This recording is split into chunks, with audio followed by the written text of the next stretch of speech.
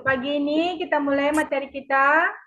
Sebelum kita memulai, Ibu akan kita pimpin doa dulu ya. Doa dipimpin oleh anak Ibu Islahul Mukminin. Silakan pimpin doa. Ya, Bu. Ya, Bu. Bismillahirrahmanirrahim. Raditu billahi rabba. Abil islami dina. Abi Muhammadin nabiyya rasulah. Rabbi surahli sadri. Wa yasirli amri. Wahlul uqdatam min lisani yafqahu qawli. Amin. Amin ya rabbal alamin. Ya, Bu. Ya, Bu. Ya, Bu. Ya. Mudah-mudahan dengan kita berdoa, hati kita bisa menerima pelajaran hari ini dengan lapang dan semangat. Anak Ibu, Ibu akan absen dulu ya. Ya, Bu. Mukminin, Hadir. Neti Khairani, Hadir, Bu. Mulyani Silain, Lagi piknik, Bu. ada Pak, suaranya tidak kedengaran. Oh, gitu. Tadi kenapa terlambat Ibu Mulyani? Macet ya jalan. Suaranya tidak muncul, Bu. Suaranya tidak muncul, nak. Dengar, Bu, suaranya, Bu. Ya, untuk kali ini anak-anak Ibu, kita akan memulai materi kita tentang hadas dan najis. Sebelum kita memulai materi yang hari ini, Ibu akan mengulangi materi yang minggu semalam. Ada yang tahu apa itu taharah? Bersuci, Bu. Coba Ibu Neti ulangi materi yang minggu kemarin. Toharoh artinya bersuci, Bu. Bentar. Islahul, apa itu taharah? Ya. Bersuci, Bu, dari hadas. Bagus. Ibu Mulyani? Mulyani? Mulyani suaranya tidak kedengaran, nak. Bu Mulyani sakit gigi tuh, Bu. Jadi nggak bisa ngomong. Iya, Bu, perlu diperiksakan itu. Ya. Besok rajin-rajin gosok giginya ya, anak Ibu Mulyani. Sering-sering jaga kebersihan giginya. Ya, baiklah. Pintar semua anak-anak ya. Baik, untuk mengulangi lagi, Ibu akan ulangi ya, bahwa toharoh secara bahasa artinya membersihkan kotoran, kotoran yang berwujud dan yang tidak berwujud. Sedangkan menurut istilah, toharoh artinya menghilangkan hadas dan najis dan kotoran dari tubuh yang menyebabkan tidak sahnya ibadah lain dengan menggunakan air atau tanah yang bersih.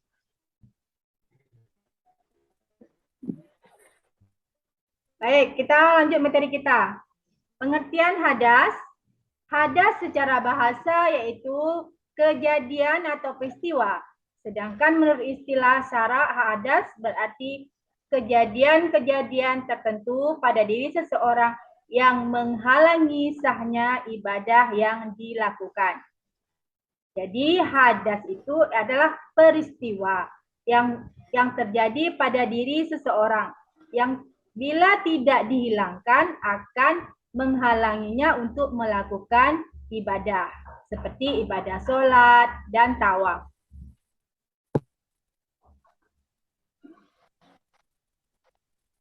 Hukum bersuci dari hadas. Dalam hukum bersuci dari hadas itu wajib. Kenapa wajib? Karena ibadah yang kita lakukan jika kita dalam keadaan berhadas, maka ibadahnya tidak sah atau tidak diterima.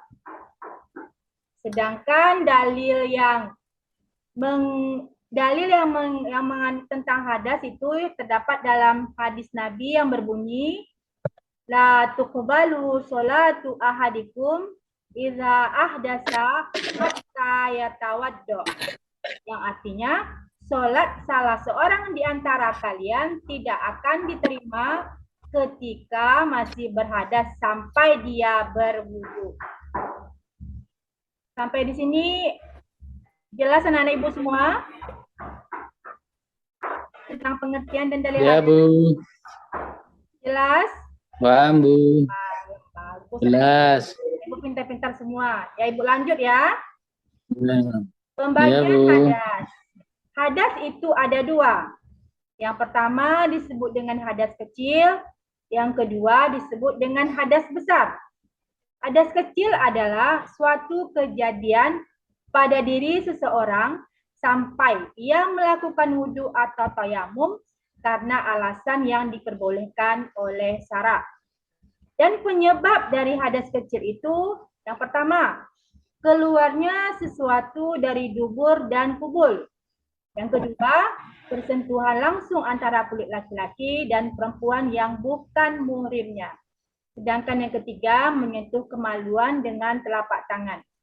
Yang keempat, hilang akal, mabuk, pingsan, atau dalam keadaan yang tidak sadarkan diri. Yang kedua, hadas besar. Hadas besar adalah hadas yang disucikan dengan mandi wajib. Ya, hadas besar adalah hadas yang disucikan dengan cara mandi wajib. Hal-hal penyebabnya yaitu pertama, berhubungan antara suami dan istri.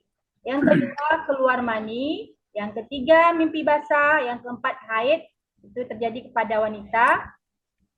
Yang keempatnya, meninggal dunia.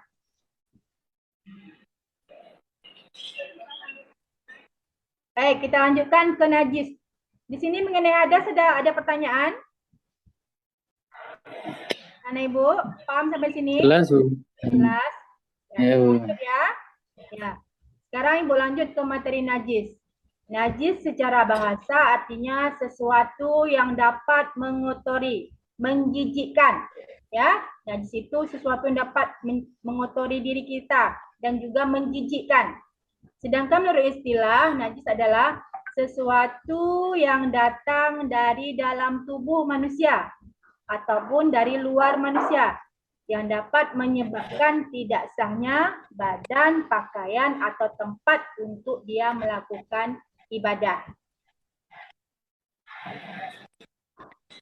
Macam-macam najis. Najis ada 3. Yang pertama disebut dengan najis ringan atau najis mukhafafah. Yang kedua disebut dengan najis sedang atau najis mutawasitah. Yang ketiga disebut dengan najis mughallazah atau najis berat.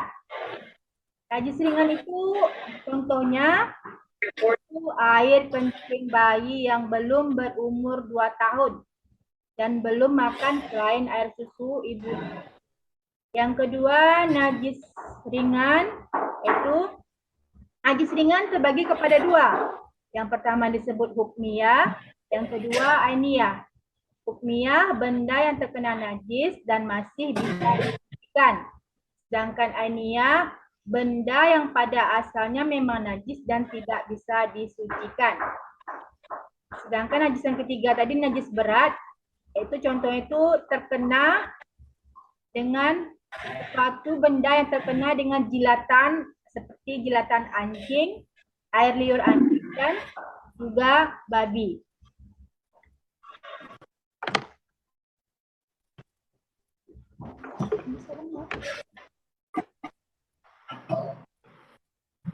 Sampai di sini paham anak-anak Ibu tentang najis? Ya, Bu. Di situ kelihatan nggak Bu tentang contohnya najis ringan? Kelihatan Bu? Kelihatan, Bu. Itu di situ ada gambar seorang bayi yang lagi Ya. Ya. Ini adalah contoh dari najis ringan.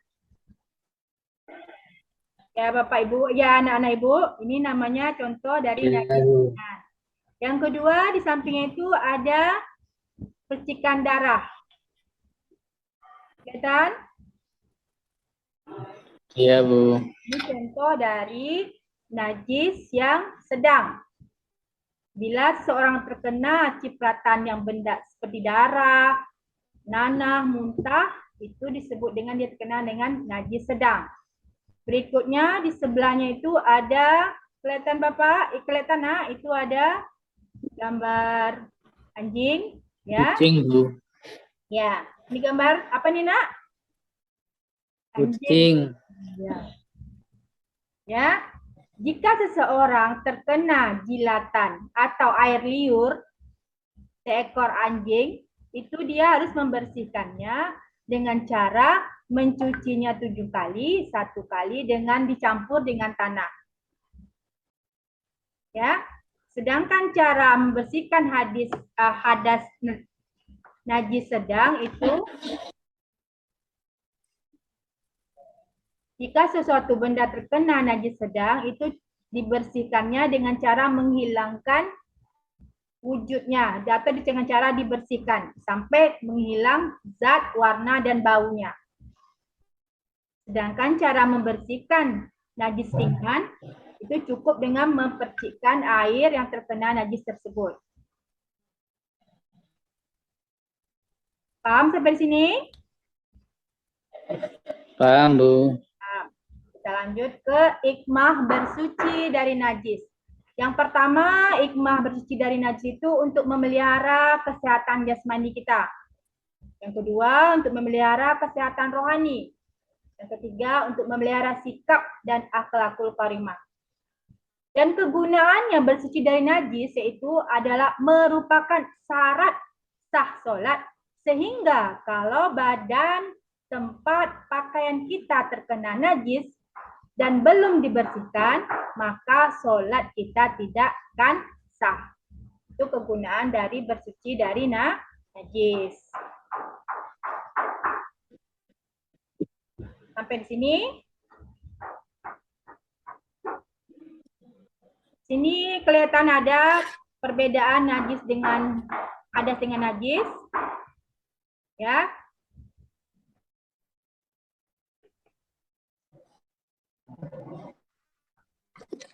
Ya, Bu. Coba Bapak sampai di sini coba anak Ibu Islahul ulangi lagi tadi apa Ya. yang membedakan najis dengan hadas. Kalau hadas itu apa, Bu ya? Kok nggak kelihatan, Bu, itu, Bu, tulisannya, Bu? Kelihatan?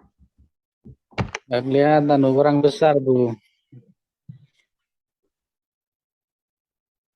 Hadas ada 2 macam. Ya. Kalau najis ada 3 Ya, macam. pintar. Hadas kecil, hadas besar. Hadas Ya. kecil dibersihkan dengan berwudu. Ya. Hadas besar dengan mandi. Hmm. Najis ada 3. Najis mukhaffafah, mutawasithah, dan najis mughalladah. Yang mukhaffafah itu contohnya adalah kencingnya anak kecil atau laki-laki yang belum berusia 2 tahun. Kalau yang mutawasithah ada 2, ainiyah dan hukmiyah. Contohnya adalah darah, kencing yang sudah ngering itu termasuk najis mutawasithah. Kalau mughalladah yang berat adalah apa itu yang kena liur anjing, Bu, ya, Ya. atau kucing, Bu? Ya. Anjing, Pak. Anjing. Anjing, nak. Dengan bukan kucing ya, ya anjing berarti. Cara membersihkannya dengan 7 kali air dan yang satu dicampur dengan tanah. Ya, ini Ya, saran Ibu ya. itu, Bu, ya. Bagus sekali, Boleh bagus. tidak dengan tanah sengketa, Bu, itu, Bu? Ya, bagus sekali, nak. Sekarang coba Ibu Neti coba ulang kembali apa beda hadas dengan najis.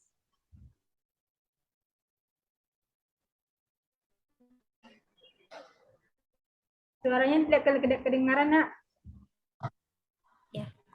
Maaf, Bu. Ya, Nak. Hadasnya dibagi dua, Bu. Hadas besar dan hadas kecil. Ya. Terus cara membersihkannya itu bisa dengan wudhu, tayamum, atau dengan mandi wajib. Ya. Nah, terus kalau hadas kecil itu keluar angin, buang air besar atau kecil yang menyentuh bukan muhrimnya. Berarti dia termasuk hadas kecil, Ibu. Ya. Kalau hadas besar berarti seseorang tuh jika haid atau nifas, keluar sperma, mimpi basah, dan lainnya. Najis dibagi 3, Bu. Ya. Ada najis mukhaffafah, mutawasitoh, dan mughallazah. Kalau contohnya, Bu, contohnya kalau mutawasitoh itu tuh najis sedang ya, Bu. Nah, kami sering bilangnya najis sedang, Bu. Najis sedang. Ya. Jadi Sedang, kalau najis ringan sedang ya. itu dia kencing, tinja, nanah, darah, dan kotoran hewan. Kalau mukhaffafah itu, Bu, dia air kencing anak laki-laki yang belum berumur 2 tahun dan belum makan apa-apa kecuali dia minum air susu ibunya, Bu. Ya, pintar. Terus najis yang ketiga itu najis mughallazah. Najis itu tuh najis yang terkena jilatan anjing atau babi atau termasuk kotorannya. Nah, itu dia, Bu. Ya. Benar, Bu? Benar sekali anak-anak. Ya. Baiklah.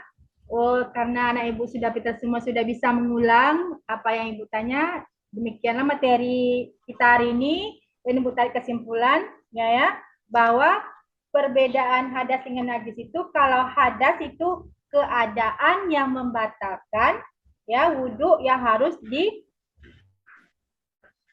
kalau hadas adalah keadaan atau diri seseorang. Sedangkan najis itu kotoran yang menjijikkan.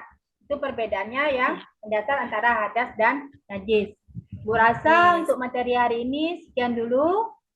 Mudah-mudahan anak-anak ibu bisa menerapkannya dan bisa mengetahui bahwa ketika kita melakukan ibadah, kita harus bersuci terlebih dahulu. Terutama di tempat-tempat yang akan kita seperti tempat kita mau sholat harus dibersihkan terlebih dahulu. Kalau ada kotoran cicak harus kita bersihkan dahulu karena itu adalah najis. Baiklah, untuk ibu akhiri materi kita hari ini. Ibu akhiri dengan Assalamualaikum warahmatullahi wabarakatuh. Waalaikumsalam warahmatullahi wabarakatuh. Bagaimana simpan? Simpan itu, Mas. Pak, mulai, Pak. Ini. Siap. Ini. Ini.